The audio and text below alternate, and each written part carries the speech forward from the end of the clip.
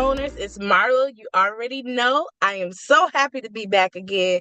And I want to welcome you to the Small Business Radio Detroit podcast with your favorite podcast host.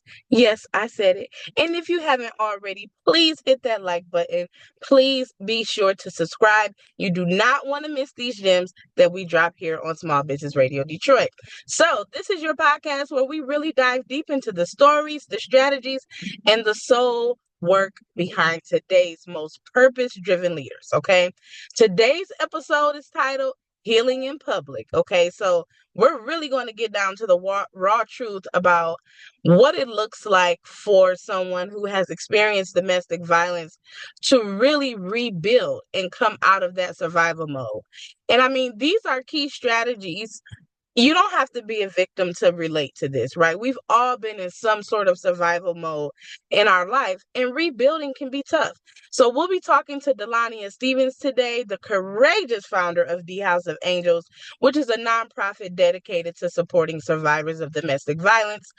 And with more than just sympathy, she is providing resources, safe spaces, and the strength of her shared experience with her network. So she's really rooted in the lived truth, right? She's been through it, she's persevered from it. She is a survivor. And with the emergency services that she provides, the outreach, the education, the advocacy, this is also powerful, right?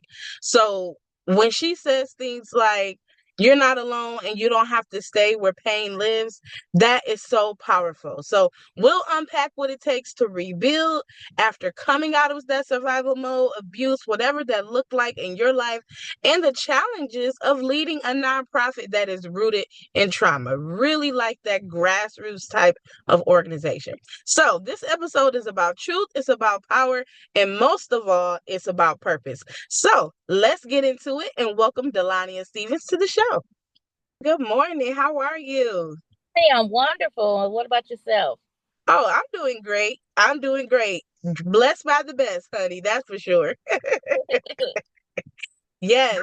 Well, thank you so much for coming on to Small Business Radio Detroit today, Delania.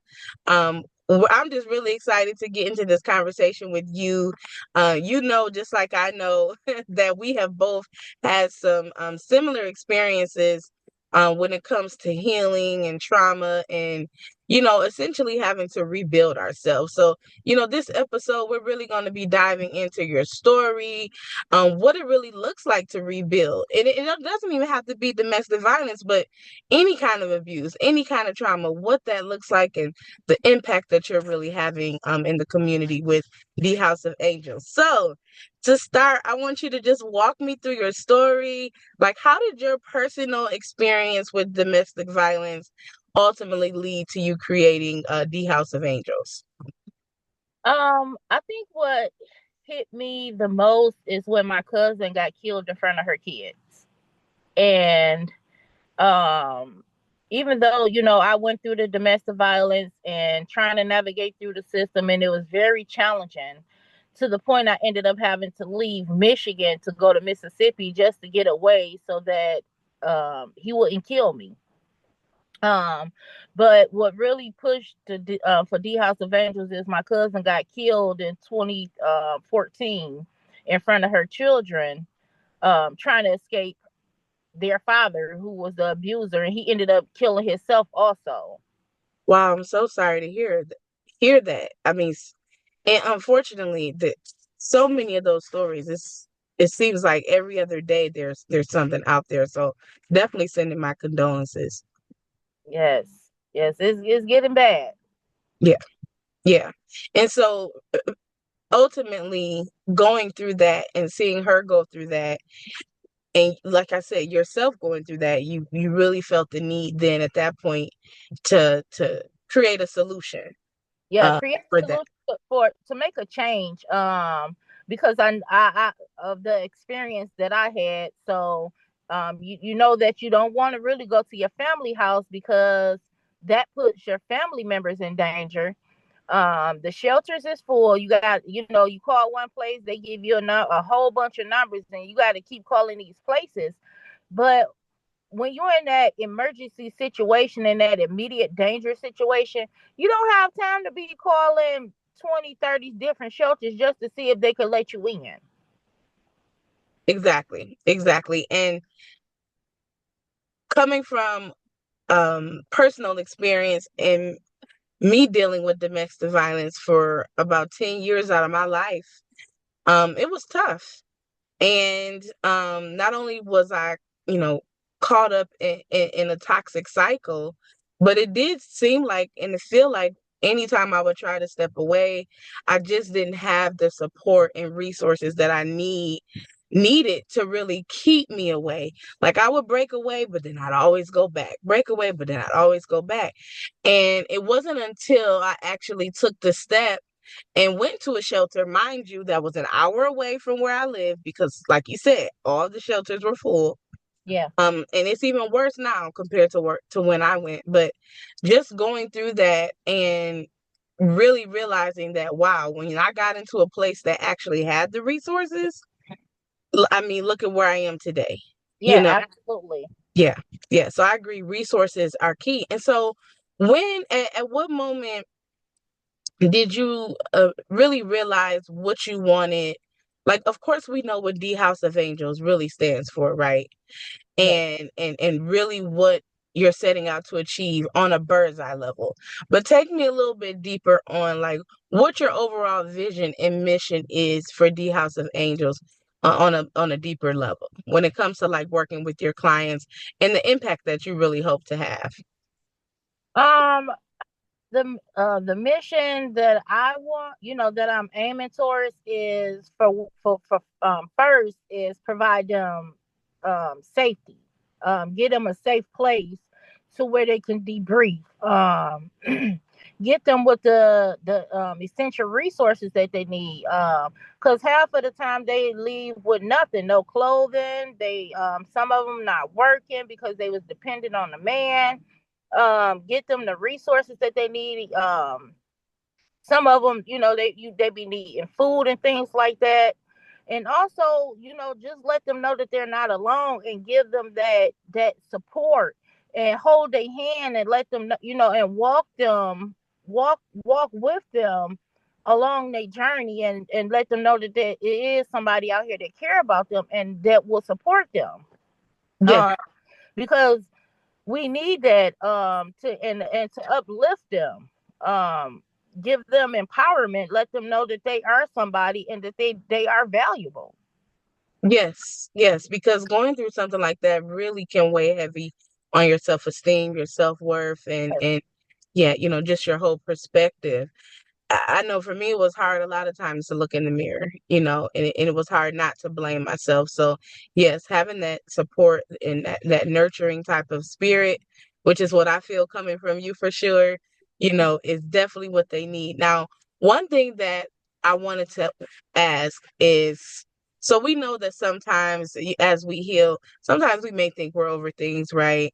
Oh, I've moved on from that. But then sometimes it'll be that one thing that kind of take you back or kind of trigger you or kind of put you back into that headspace. So how do you really balance your role as a leader in this space while also still being a survivor and still going through your own healing journey? I do a lot of praying. I Yes. do. I go to God because, even in my current relationship, by being a survivor of sexual assault also, it'd be hard for me to be intimate because sometimes I just don't want to be touched, or I have flashes of my ex-husband, because he raped me and beat me and left me for dead behind a dumpster. So I pray about it, and I talk to my partner about it and let him know, so that he won't think it's him. But I'm still, even after, because this happened in 2011, so even after all of this time, I still have moments where it triggers me to where I don't want to be intimate. Right, right. But a lot of praying, and then um it's just surrounding yourself around positive people. Yes, Uh, that's the main key, because if you're around a lot of negative energy, that tends to lean over into your space. And peace is peace. Having a peace of mind is what gets you through. Yes, definitely, definitely. And coming from a space of being a survivor, same here with myself, what kind of challenges would you like to share that survivors face that people on the outside don't often quite understand? Sometimes you could get depressed. Yeah, Um, and then I could say when I was in that space trying to maneuver through life financially because I was doing undercover work for the government at the time. So I had to leave everything, my job, everything. yes, And then trying to still maneuver through life, and then when my kids passed away, and it was a lot. yeah, But just I have those moments like I get real attached to the people kids yes, because my kids not here. So I get real attached to the people kids, and I want, I treat their kids as if they were my kids, and how I would want somebody to do for my kids if I can't do for myself. right, right. And is that what kind of inspired the name The House of Angels? Yes. Okay, okay, I Yep. love. Yep. So I have D for Delana. The Mhm. house is the safe house that I want to have for the women. And Okay, Angels is my two babies that yes, passed away in 2013. okay. So that's how I came up with the name. Yes, I love it. I love it. I love that. It's so empowering and it's welcoming because we know most women, a lot of reasons that they tend to stay in these relationships is because they have kids or because they're trying to keep the family together. So this just sends a strong message that hey, you can still, you can have a life outside of that, It's doing more harm to the children. So yeah, so thank you so much for sharing your journey, your story, and really what drives you within your organization. Now I kind of want to get into like some of the challenges that you're facing more so like on a business level as well as what's working for you, what are you hoping to kind of do a little more of. So I just want to start, you mentioned that funding and marketing and grant writing were all kind of challenges that you've been dealing with. So how have you been navigating those so far, or keeping or what resources have you been tapping into to kind of sustain, especially with all the funding cuts that are happening? Ooh, so fundraisers, reaching out to the community, asking for donations, um, and like um I write the Walmart grants. Those the easiest ones, and it's been challenging because even with the stuff that's going on with the funds and stuff like I haven't received not one grant last year. I can say that I Walmart excuse me, between Walmart and Target and Costco's, they held me down for the whole year. But this year is different. With the administration doing all of these cuts and stuff like that, and Yes. even referring people to particular organizations like for the PPOs and stuff like that, they lost a lot of their funding also due to these cuts. Wow. Um, and just like with Target, I had a real strong relationship with Target. They was giving me $500 gift cards like every other month. But now it went from $500 to $25. The man say, "Well, we lost so much money that we can no longer give you the $500." Wow. So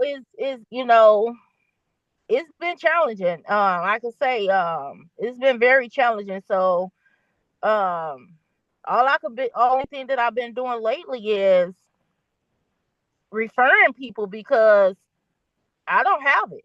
I haven't Right. received no grants or anything, so I don't have it. Right. Right. Definitely. Definitely. And that's one of the hardest things that everyone is kind of aware of with the nonprofit and starting a nonprofit. I mean, until you consistently have those donors rolling through or have a certain flow of money, all that stuff's coming out of your pocket. It's your time, it's your energy, because it's hard work, right? It's passion work. We're doing it because we're trying to see something happen really outside of money. That's why it's nonprofit, right? Right. But even though it's nonprofit, even though you're not taking home a $15,000 check at the end of the night, it still takes money to make things flow and sustain. So I love the fact that you're doing the fundraisers. I love the fact that you said you're reaching out and asking for help. Because even as business owners, even going through trauma, anything in life, it seems like one of the hardest things that people have a hard time doing is just asking for help. Just Yeah. saying, you know what, I'm really, look, I'm in a bad way. Like, I need you, I need you, I need you. And we don't tap into our network enough. So with that said, in networking, collaborations, that's so important when you're doing the type of work that you're doing. So what has been your current strategy so far for growing like your visibility with those partners and collaborators, especially being underfunded at this point? I try to go to every free meeting possible. Go to every free meeting and just network and give out business cards and talk to whoever I could talk to. With me having that stroke in 2021, I had to learn how to talk and walk again. And I asked God, if you give me my voice back, I'll share to the world not how only you saved my life, but I'll push hard for the House of Angels. And Yes, I've been pushing hard, so hard that, I had the heart attack in October. So now yes, I gotta seemingly tell my mind that I gotta slow down. But with so much stuff going on, it's hard to slow down. right. Got I finally got some volunteers for case management and Okay. Awesome. Yes. Woo! Yay, volunteers. so I finally got a volunteer for case management. I got a volunteer for secretary. So I'm growing slowly, but some of the challenges is, if you want me to be very transparent, some of the challenges that I've been facing is when being careful of the collaboration that who I'm collaborating with, Yes. Yes. because I had a church that was supporting me, and they pulled back, and they told me that they would no longer support me is if I'm associating with these particular people. Yes. Yes. And I'm like, wow, like I didn't it just dawned on me that I have to be careful of the people that I entertain and be around, Yes. because Definitely. the House of Angels is my baby, and I got to make sure I protect my baby at all costs. Exactly. Exactly. You're gonna, before you cross that street to go on the other side, you're gonna look both ways 2 or 3 times, and I always say prayer for discernment, prayer for guidance and direction in the decisions that we should make. And there was a couple key things that you mentioned, how you, because as you're going through this, right, as you're empowering these women to overcome things in life, we're all going through something, right? So you're constantly still having to overcome things throughout this process, but your resilience and your diligence and your commitment to staying steadfast in the work is really what is going to make a difference in the long term. Because a lot of people, they fizzle out, because the tough starts getting tougher, right? It's like, how, what do I go, what do I do? But like you said, the volunteers, it's like sometimes we can find ways to sustain and grow our business without money. So Yeah, like you said, volunteers. I would also recommend getting together with the universities, some of these different places that provide like intern programs. yeah, I know Michigan Works has an internship program. You just have to have a physical location for them to be, you have to be like an educational environment. Some of them, the stipulations are very high. Some of them, they're not really looking for anything super structured, but just put your feelers out there. I'll also do some digging because I have a couple places in that you could reach out to apply for those things. So definitely that, because obviously the more boots on the ground that you have, the more that you can get the word out and to speak to donors. Another thing I wanted to say to you as well is your story, right? So how you were talking about building relationships. Even though we have to be cautious with that, we also have to be intentional and strategic about how we build relationships and how we handle relationships, because that's like one of the main driving factors on whether or not your organization is going to be successful. It's literally the relationships you have with the donors, with your clients, whatever that looks like. So continue to tell your story, right? I know a lot of times we don't want to put ourselves on the forefront. So I want to commend you for sharing, what you went through. That makes you even more credible to help these women because you came out of that. Yeah. So your story is powerful, and paint the picture. Paint the picture for your donors. When you're asking for this money, hey, if you don't donate, this is the consequence. If you don't donate, this Yeah. is what it's going to look like for them if you don't donate. And then I would also recommend getting into starting up some type of um, membership program, like a donor membership program. Maybe think about some type of value that you can provide on a monthly basis to your donors for them to donate a monthly fee. You know how like you see the ASPCC commercials with the animals, or feed the children in Africa. They want you to become donate on a recurring basis. So if you have a certain amount of people donating every month, that's more of a residual donation that you don't have to necessarily chase down. You just have to continue to provide that value.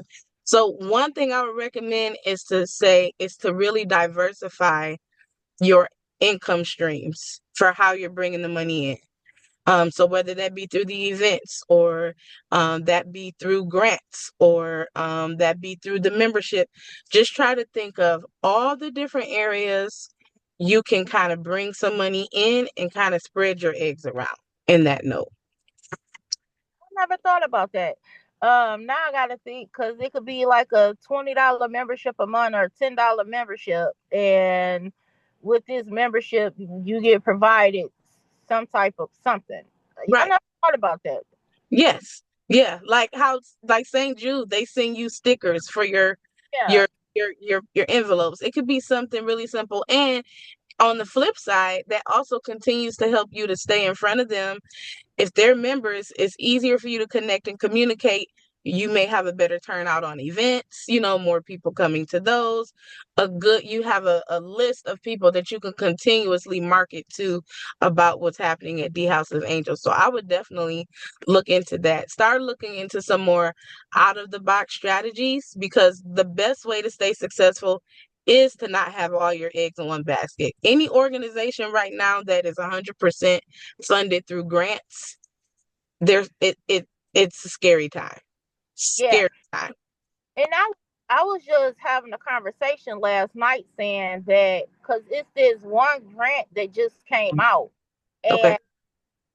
and I was like, I need to learn how to tell the story because I wrote a federal grant before, but it took me almost a month to write this grant, and but I still didn't get it. And Yeah, I said I learn how to tell the story, tell the story, and um, so that I can apply for this grant and don't be scared. exactly. Exactly. Yeah, and stand strong on the faith too. One thing on top of that though, I would say, is the relationships, the collaborations. Get tons of letters of support, with people actually showing that they're committed, that they have some skin in to help you move these things forward. Because, grant funders, they want to make sure a few things, that you have the infrastructure in place within your business to be able to receive and effectively manage these funds. Because as you know, with grants, you have compliance, you have reporting, you have a lot of back end administrative oversight things that have to be done. So they want to make sure that you're going to manage it well. They want to make sure that You got, so you need to have strong bookkeeping systems and things like that so they know what's going on. Additionally, you also want to make sure with the grants that you are outside of just that portion, you also want to focus on heavily on like um I just had it in my head. Just had it in my head and I lost it. Um Well, yes, that the sustainability. That's what it is. Sustainability. So they don't want to just fund a one hit wonder. They don't want they want a Michael Jackson. You know what I'm saying? They want to fund an organization that really the they come from the perspective of we're giving you this money to help something that you already have brought into, yeah, right? We're not gonna just they don't want to give you the money to do that and then it's like, okay, then what? You right, They want to make sure that you have some plans in place to kind of leverage those funds and have some strategies in place to be able to sustain that and continue to take that up to a higher level. So you have to be able to communicate that. Also, you really always want to make sure that you're aligning yourself with their mission and their vision, right? And their objective. If their objective is, if the fund is created to create more jobs, you want to make sure that in your proposal, you're speaking to your operational plan and your staffing plan and how this program is going to create work or opportunities for the community, right? So you always want to just focus in on those key aspects. And if you want to have a sidebar, I could kind of give you some more proposal tips on that note. But kind of switching gears here, when we think about and because healing is all around us, right? And a lot of that trauma in our personal life can carry directly over into our business. hmm, And it can affect how we move. Like for the longest time, I lacked confidence and self esteem. And it really weighed my business down because I didn't really believe that I could reach the level that I was envisioning. So it was like that self sabotage, right? And so have you ever felt or do you have you ever felt in your business that the things that you went through in your past have kind of slowed down your progression in your actual business or made you a little apprehensive about things? I know for me, it was a more of a trust factor that kept me from really opening up. well, mine is only thing that really slowed me down is my health at times. Got it. Got it. Uh, cause like I said, I'll be going to these events and connecting with people and meeting with politicians. I be doing things, but then Yes. once something happened with my health, I'm down. Right. It be Right. like I done overdid it. And right now I'm trying to pace myself like, okay, take this day off. If you feel a little sluggish, don't do nothing. Yeah. Even with sometimes I'm not gonna lie, even with answering the phone sometimes. Because just last week, alone, Hmm. at 7 calls. 7 calls with people needing assistance, and one of them took a real big toll on me because he ended up killing the baby. So, Oh, um, yeah, that one had did something to me. oh my goodness. Oh my goodness. Yes. Oh, yes. And that's what I'm saying. Like, especially in this space you're in, you have to know how to do this healing because just like a snap, you can be taken back to a place that maybe you've come out of. So that's really the real truth behind grassroots nonprofits is most of the time the leader or the owner has been through that thing. So it's very important to keep that balance. So I want to commend you for being able to hold it together and still be able to push forward with that heavy weight on you and on your spirit and how that could have brought back some unwelcoming or hurtful emotions. So big ups to you on the work that you're doing. I really admire it, especially being a survivor myself. It is needed, and domestic violence is just out of control at this point for men and women on both ends. So one one thing I wanted to ask you as well, when you're thinking about, because all this whole episode is about healing, right? How healing can really affect us. How do we come out of those moments? How do we pull ourselves out of the darkness? How do we keep pushing and thriving after coming out of that survivor's mentality?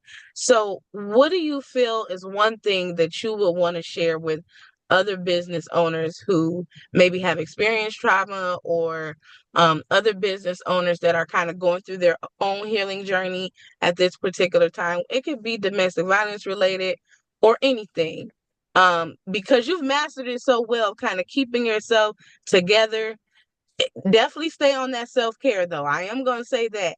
Self-care. And business owners, please, it is okay. Take a day. It's been many days I had meetings and I canceled all of them. Like, we got to learn that we are running the business is not running us. We are in full control. So yeah, so just to give you the floor, like, kind of tell me a little bit more about that. Any tips or advice or recommendations you would have for how to keep things on an even playing field emotionally? Don't overexert yourself. You Yeah. don't. You know, I see people be pushing and pushing and pushing, and I tell anybody, you don't want these problems when it comes from having a heart attack, because some make it and some don't. Thank God that I made it and got a stent in my heart and everything. Yeah. But you don't want those problems, so take the time out for yourself. Yes. And if and you know when you feel overwhelmed and everything, because your body starts talking to you, and don't ignore the signs, because once either you sit down on your own and take the time out for yourself, or God is going to sit you down Yes. and force you won't have no choice but to sit down because you're sick in the hospital and trying to recover and everything. Yes. Yeah. So I would rather I would say take the time out for yourself on your own and don't be forced. Exactly. Because Exactly. that force coming from a force, sit down, it's that alone to mess with you mentally. Yeah. Yeah. You can't do what you want to do, how you Exactly. want to do it. So take the time out for yourself. Don't do it the forced way. I promise you, you don't want to do it the forced way. Exactly. Right. We gonna listen. We gonna listen to ourselves, our bodies, our minds. We gonna definitely take that time. And yeah, because that could be very impactful in not such a good way, if you're having to go through that. And talking about impact and kind of like, really having a plan, making a huge difference in the work that you're doing, right? All this stuff you're going through, not having the funding, trying to balance out things and make the right decisions with the relationships, going through your own personal things and still trekking. I know that ultimately it's seeing the success for these women is really what keeps you going. So please share with me, what's a one breakthrough moment you want to share that you've experienced with a survivor that you'll never forget and that has really kept you rooted in this work? With one survivor, Well, tell me, just share. Look, we got time.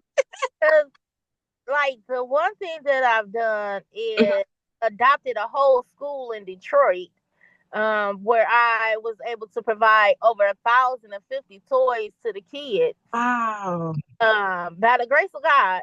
Yes. Oh, praises for that blessing. Yep. Adopted over 1,050 kids, and then last year, we were able to, for right after the heart attack, we were able to serve over 400 people, with their kids, with coats, boots, clothes, drawers, socks, backpacks, food. Uh, Yes. The whole nine, hey, definitely relieving some stress. yeah, taking the burden off of them, and then, even though, like, like I do the immediate, and then they'll end up going to a shelter, but I can say that I've built relationships with them to the point where they like, Delana, how can we help you? Because I mean, some of them is still in the shelter, but majority of them done got their own place. Awesome. Awesome. Full circle. Now they're ready to put their hands to the plow. Now they got their own place. They got furniture and everything donated to them. And so it's like, I'm happy for you. Yes. One young lady that I was working with, she had went through a whole lot, and like, even though she's still in the shelter, but she reached out to me the other day and she said, Delana, guess what? You're not gonna believe this. I'm like, what? I finally got my place. I'm just waiting for clearance. I was like, girl, get out of here. Yeah. So just and seeing them, and like I say, I try to hold their hand, Yeah. know that they're not alone. So just seeing them take, okay, if you do this step, you do this step. If you do this step, do this step. And just seeing them do that, man, is beautiful because Yes. I'm not going back. And they got their own places, and Yes. they in a better mental space. Yes. Just having somebody to talk to, or Delaney, can you help me out? I mean, I even sent the young lady to Texas, Oh, and yeah, it gets that deep, to where they have to leave the state. So I sent the sure. young lady to Texas because I have relationship with shelters in Texas, and she called me like a month ago, and she finally got out of the shelter, and she got her kids in school, and she got Yeah. her place. Oh my gosh, that is the best. That is the best. I'm telling you, like, even for me, like of course, like the Craft and Pen being a proposal writing and project management company, I still do a lot of hard work. So I still do like life skills and professional development workshops for Goodwill and places like that. And I'm telling you, out of all the work I do, I get paid the least amount with that, but that's where I get the most fulfillment. Like like right now, I'm recording with you right now in the car, getting ready to go in here and do this workshop. It's just that serious, when you're really locked in and you're really setting out to make a difference. And for me, working with Justice Impacted, I feel like I'm helping that whole domestic violence cycle full circle. Of course, we're helping the women, but then we're also giving the men what they need to heal, because part of the reason they're doing what they're doing is because they're unhealed or they experience some type of trauma. So breaking that cycle is really key. So, thinking about breaking the cycle, we want to welcome anyone else watching and who wants to help Dalania with the House of Angels to continue to help these women. We welcome you to come in, volunteer, donate, whatever you're feeling, whatever the spirit is leading you to do. We fully welcome you to do that. And Dalania, I want you to just kind of highlight who is your ideal supporter, funder, or community partner, and how can they get involved with the House of Angels? You say, who is my, say that So, again. like, who's like your ideal collaborator or partner? Who are you looking to work with, and how can they get involved? A larger domestic violence organization. Because I always looked at, they could use the House of Angels as an overflow. Right. Uh, Therefore, they can reach out to us because they have written us in a grant, to have that steady funding and stuff like that. That's a steady support. And to say, hey, Delana, we have this person. We already did the intake, this, that, and the third, and they can send them to me because I do have a partnership with over 15 hotels in Michigan. Okay. I have so somebody that's in the nonprofit, it don't matter. I'm open because I need help in all areas. It's Yeah. just, so anybody. Okay. Okay. All right. Listen, we ain't gonna I'm listen not, I'm not putting myself in the box. in the box. Box. Yes. Yes, great. Well, I know definitely we welcome anyone who's going to donate. We're not going to turn no donations away by any means. But I just was curious if there was like a specific thing you're working on and you were looking for specific people. But definitely, please. Well, I need help with a grant writer. Okay. Because and that's being very honest. Because even though I know how I can write grants, um, sometimes I don't really be having the time because I be trying to keep my face in the place, and then with the phone calls, and then my own personal life, so it could it's very overwhelming. Yes. So um even a part-time grant writer or a volunteer grant writer, they don't have to do everything but just guide me. Right. Right. Exactly. Just to have another set of hands on that. Hey, four hands is always better than two. That's for sure. And do you have any type of any new programs or any existing programs that you're starting? Any events or fundraisers you'd like to tell us about? Yes, so we're finally doing our first kickoff meeting at the Pontiac Library next week on the 14th, Okay. where the survivors will be able to come out. I got gift bags for the ladies. I got someone that's going to facilitate as far as the children, keep the kids occupied while the parents be able to just relax and things like that. Yeah. So first meeting is next week. But Yay! these Congrats on that. these meetings will happen every month though. Like Okay. each month I want to do something different. Like this month is the kickoff. Next month, try to do some collaborations where somebody will come in and do the ladies' hair Okay.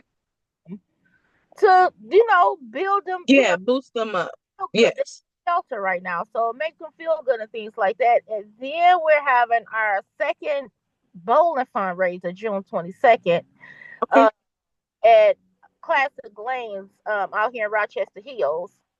Uh, Okay. then we're planning a domestic violence summit October the 4th. I'm just Okay. that space locked in, but um, like I say, I'm always looking for volunteers, Yes. always some type of help to relieve the burden up off of me. Because again, I am still recovering from the heart attack, and even though my doctor says slow down, I don't know what slow down means. Yeah. Well, hey, listen now. You got to stay listening. I Now, am, yo. so come on, y'all, volunteer, help out, help a sister out, okay? I have a meeting next week with State Representative Brenda Carter because my ask from them is to provide a office space paid for 2 years so that I'll be able to assist the clients and instead of having to worry about a space to have the meetings, we'll Right. have office. So Yes. Yes. Well, claim it. It's already yours. We gonna project that out into the atmosphere. I can't wait to get the call and come visit. So I'm looking forward to it. So let me know when you get your address. And now, last thing I'll ask before I let you go, because I've it's just been so good hearing more about your story, kind of discussing some strategies to help you sustain a little bit better with the nonprofit. But do you have any final words or messages to those out there who may be thinking about donating? What does it look like for these women? What does it look like overall when they don't get the support that they need? they either end up going back or they end up dead. I'm gonna just be honest. They end up going back, or that. Some of them be sleeping in their cars. Yeah, they they don't have no options. Right, Shelters is full. They don't really be having a choice but to go back, and if they do go back, some of them don't make it out. right, right. And so anyone listening, anyone who it may not be you who may have experienced domestic violence, it may not be a family member or a friend, but we are all connected in some way, shape, or form.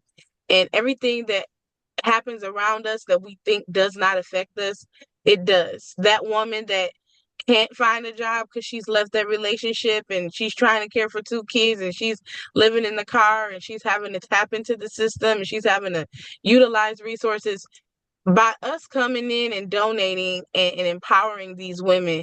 Not only are we helping to break the cycle, but we're empowering them to be contributing citizens to be able to put back into the economy. It comes full circle.